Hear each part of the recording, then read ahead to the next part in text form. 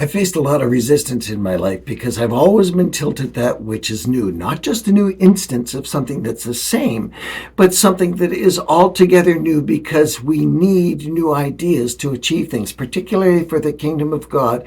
We're on a plateau or in decline. There's a tremendous lull in the spread of the gospel, and we need not only new attitudes, and we need new attitudes and a regeneration of maybe some old attitudes that we've got dust on, but we need new ways for a new day. And that's an important thing for us to recognize. You know, in understanding resistance, you've got to understand that sometimes you'll never, ever be able to neutralize people's resistance. If somebody believes that UFOs are going to come and just save us from all of this mess in the world, and that's the rescue plan for the ages, and they've hung on to it since 1954. True story. Some people have hung on to that since way back in the 1950s. You're not likely to change them because it is a comforting fantasy that they have. And when people have a comforting fantasy, something they're clinging to, they seldom get beyond that fantasy because they want to stick to that fantasy.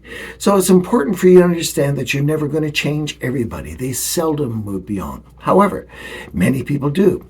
Now, one of the ways in which that you can help overcome the resistance of people is to look for the ideas you have in common. If you can get something that's in common that is bedrock, where we both want, for example, it starts off with, we both want a better world. They have their idea, you have your idea. They're resisting your idea because they think their idea is better. But if you draw attention to the fact that we both want a better world, and all of the ideas that have been tried before haven't got us all the results that we wished, maybe there's the possibility of something new, and they might grant you that. So when you're talking with people about an idea and they're resisting it, there is no point in going head to head in competition.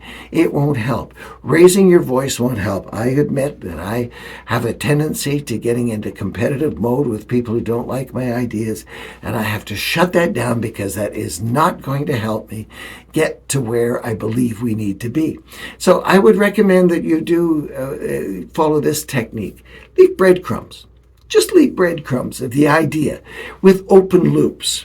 And what I mean by that is saying, well, sometime I'd like to talk about this or that, but today is not a good day for that, so let's pay attention to this, that, or the other thing and get to XYZ first before we get to ABC or whatever it is. Maybe we can talk about that next year, next time, off in the future.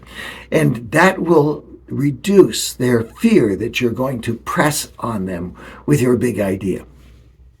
Another thing you can do with somebody who's resisting an idea and they say they've got an alternative, you can do what I would call the King's Meats test you got from Daniel, where he said, hey, like, well, I'll eat my diet, you eat your diet, we'll see who's better about the thing. Do a fact check. Do fact searches and ask this person to bring to you their evidence. Send you the internet links. And they might send you these scammy things because there's anything out there on the internet where people claim it to be true. And fact check their fact checks and go and look for the information that comes from higher levels of authority and say, boy, that was a really interesting article, but have you considered this? If they bring something that they allege to be a fact to you, that then gives them a reciprocity predisposition in their mind. I hope you caught that phrase, a reciprocity predisposition in their mind. If you listen to their fact, then they may be more open to reciprocate by listening to your fact. So invite the person who's resisting your idea into the realm that you have and say, help me fact check this.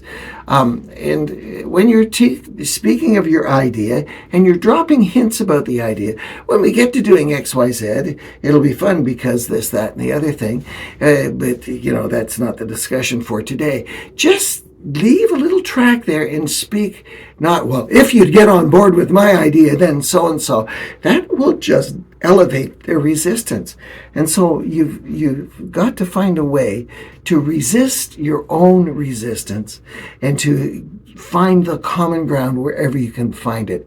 And when you're having a discussion on a different subject entirely that's in the same general realm, you can bring up an idea that just embeds a hint in the idea. Competition is only going to give you more resistance.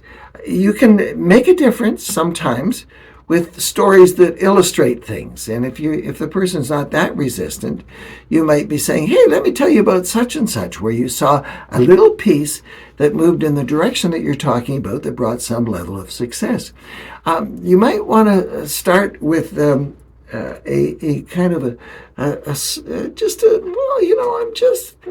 I've been thinking, what would be wrong if we did so and so and such, and kind of, I call it the Columbo effect. If you've ever watched the old Columbo movies, it's kind of that's interesting, and you can gradually reach into their hearts if you come with a tentative attitude towards them.